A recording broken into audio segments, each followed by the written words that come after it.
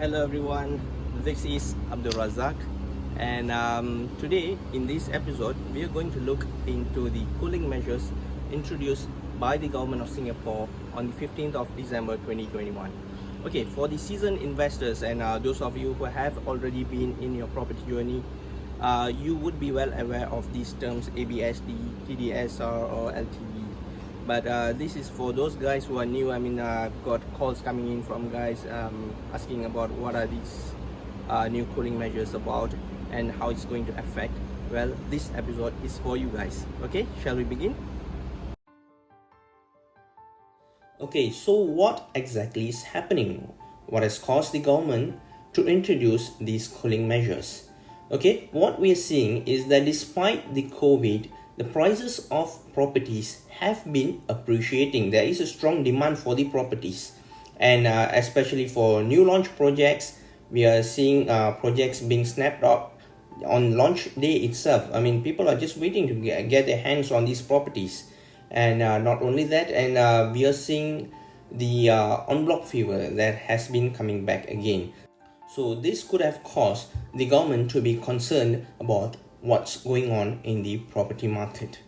They certainly would not want the market to crash, so they decided to step in to introduce the cooling measures to take effect from the 16th of December 2021.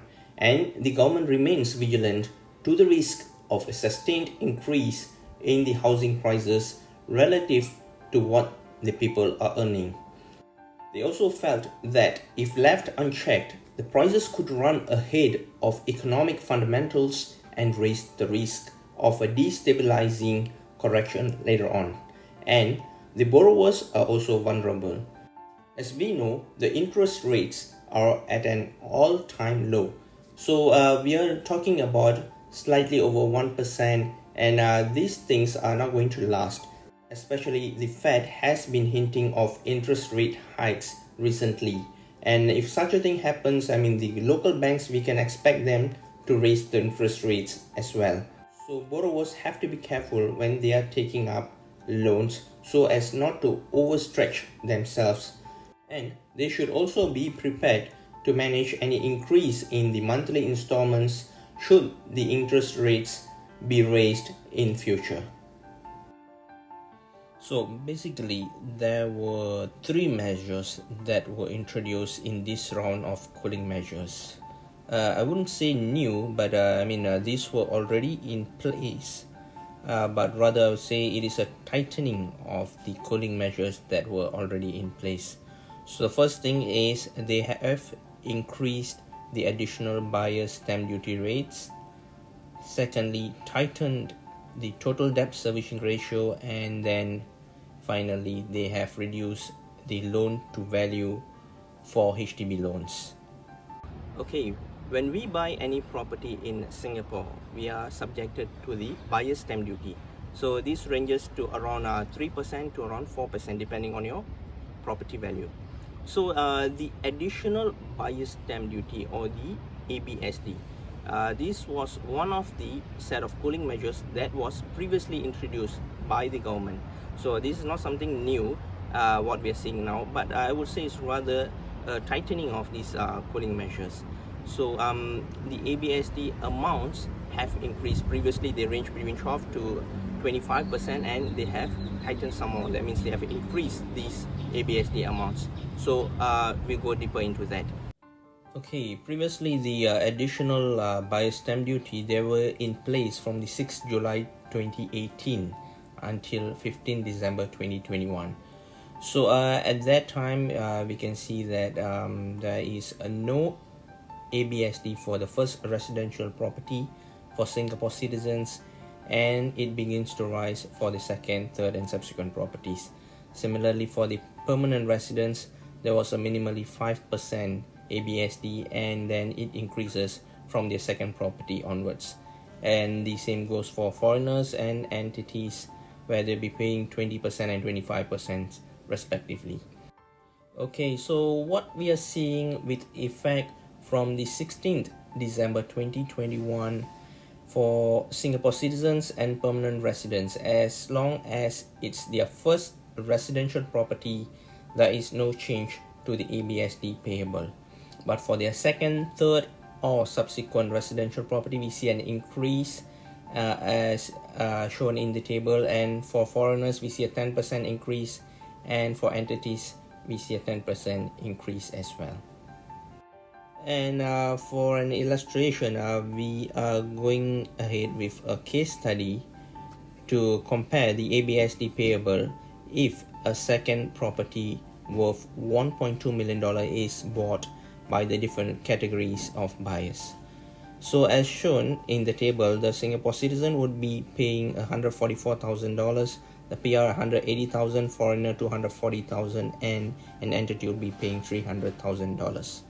So what happens is that when they buy from the 16th December onwards, for the same property worth $1.2 million, a Singapore citizen would be paying $204,000, the PR $300,000, the foreigner $360,000, and the entity would be paying $420,000.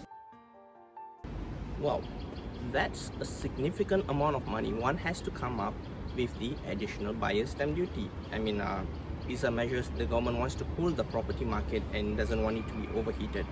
Okay, and they didn't stop there, and we're going into the next cooling measure that is known as the total debt servicing ratio, known as the TDSR. Shall we go into that? As I've mentioned, the TDSR was implemented by MAS in June 2013, so it has been reduced from the previous 60% to 55% right now. Okay, so with the reduced TDSR, that means you have lesser to set aside to pay your housing installments every month. I mean, the TDSR actually includes all your other loans, whatever you are servicing. I mean, it could include your car loan as well. So factor in everything, you have only 55% of your income to service your housing loan. So with that, your housing loan amount also will be affected. So I would suggest that you seek legal guidance before you commit on any property purchase. So why is this important? So assuming a person 35 years old, so we assume that he can get a loan for another 30 years, and if he's earning $10,000 per month based on 60% TDSR, and if he has no other financial commitments, he can allocate up to $6,000 per month to pay his housing installment. As such, when we work out, he may be eligible to purchase a house for up to 1.78 million. But now, based on the 55% TDSR, and if he has no other financial commitments, he can allocate only 5,500 per month to pay his housing installment. Not only that, based on the TDSR, he may only be eligible to purchase a house for up to 1.63 million. We are going into the next cooling measures. The HDB, people buying the HDB flats, I mean, they've not been spared as well. Okay, so this is for people buying a HDB flat with a HDB loan.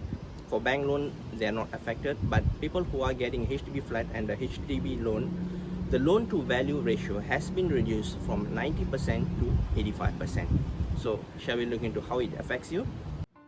Before the cooling measures were introduced, assuming if Tom were to purchase a flat for $420,000, and if he is to get a HDB loan, he will still be able to get for up to 90%, amounting to $378,000, and he has to come up with the remaining $42,000 in cash or CPF. But right now, under the reduced LTV, to purchase the same flat, he will only be able to get a loan for up to 85%, which is amounting to $357,000, and he has to come up with the remaining $63,000 either in cash or CPF. As for those getting a bank loan, the LTV remains unchanged at 75%. Okay, so by now I hope you have a better understanding of the cooling measures and how it affects your property journey. But then the question that may come to your mind is that, is it still advisable to invest in Singapore's property? Well, it certainly depends on which category of buyer you are and how you are affected by these cooling measures. If you would like to find out more, just give me a call and we can meet up for coffee.